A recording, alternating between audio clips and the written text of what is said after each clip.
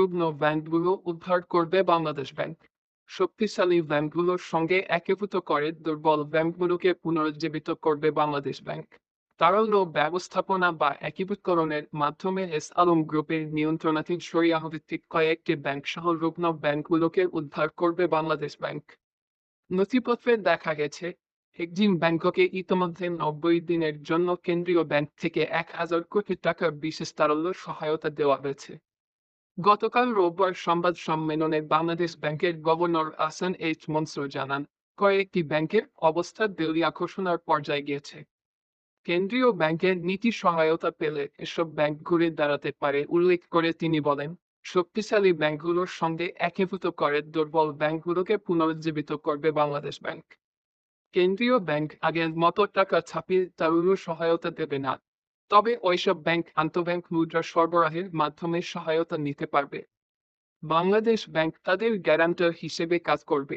7 রুগ্ন ব্যাংক আমানতকারীদের অর্থ পরিশোধের তারল্য সহায়তার জন্য কেন্দ্রীয় ব্যাংকের কাছে মৌখিকভাবে অনুরোধ করেছে। সম্প্রতি এসব ব্যাংকের পরিচালনা পর্ষদ পুনর্গঠন করা হয়েছে।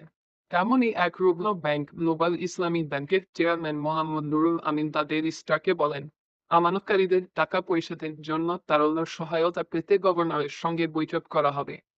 ন্যাশনাল ব্যাংকের নতুন চেয়ারম্যান আব্দুল আওয়াল মিন্টু সম্প্রতি ডেইলি স্টারকে বলেন, 3 কারণে বাংলাদেশ ব্যাংকের সহায়তা দেওয়ার বাধ্যবাধকতা আছে। এগুলো হচ্ছে দেশের অর্থনীতির স্বার্থ, আমানতকারীদের স্বার্থ ও উৎপাদনে জড়িত ব্যক্তিদের স্বার্থ। ব্যাপক অনিয়ম ও কেলেঙ্কারির কারণে এস আলম নিয়ন্ত্রিত 6 ব্যাংক সহ 9 ব্যাংক 1 বছরেরও বেশি সময় চরম তারল্য সংকটে থাকলেও আওয়ামী লীগ সরকারের পতনের পর তারল্য সহায়তা স্থগিত করে কেন্দ্রীয় ব্যাংক। গত 12 আগস্ট এসব ব্যাংকের 1 কোটি টাকার বেশি চেক গ্রহণ না করতে অন্য ব্যাংকগুলোকে নির্দেশ দেয় কেন্দ্রীয় ব্যাংক। এগুলো হলো ন্যাশনাল ব্যাংক, পদ্মা ব্যাংক ও আইসিবি ইসলামিক ব্যাংক সহ এস আলম গ্রুপের ইসলামী ব্যাংক, ফার্স্ট সিকিউরিটি ইসলামী, সোশ্যাল ইসলামী, ইউনিয়ন, গ্লোবাল ইসলামী ব্যাংক ও বাংলাদেশ কমার্স ব্যাংক। পুনর্গঠিত ব্যাংকগুলোর পর্যবেক্ষণকারী কেন্দ্রীয় ব্যাংকের এক ঊর্ধ্বতন কর্মকর্তা নাম প্রকাশ না করার শর্তে ডেইলি স্টারকে বলেন, এস আলম গ্রুপের 6 ব্যাংকের মধ্যে কেবল ইসলামী ব্যাংকই তারল্য সংকট কমাতে পেরেছে।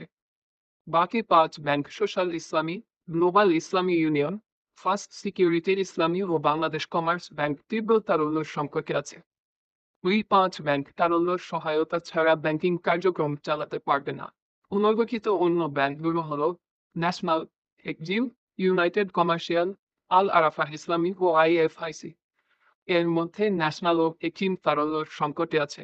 গতকাল সংবাদ সম্মেলনে আহসান এইচ মনসুর আরও বলেন, কোনো ব্যাংক দেউলিয়া হয়ে গেলে প্রত্যেক আমানতকারী ব্যাংক আমানত বীমার বিপরীতের আগে 1 লাখ বিপরীতে 2 লাখ টাকা ফেরত পাবেন।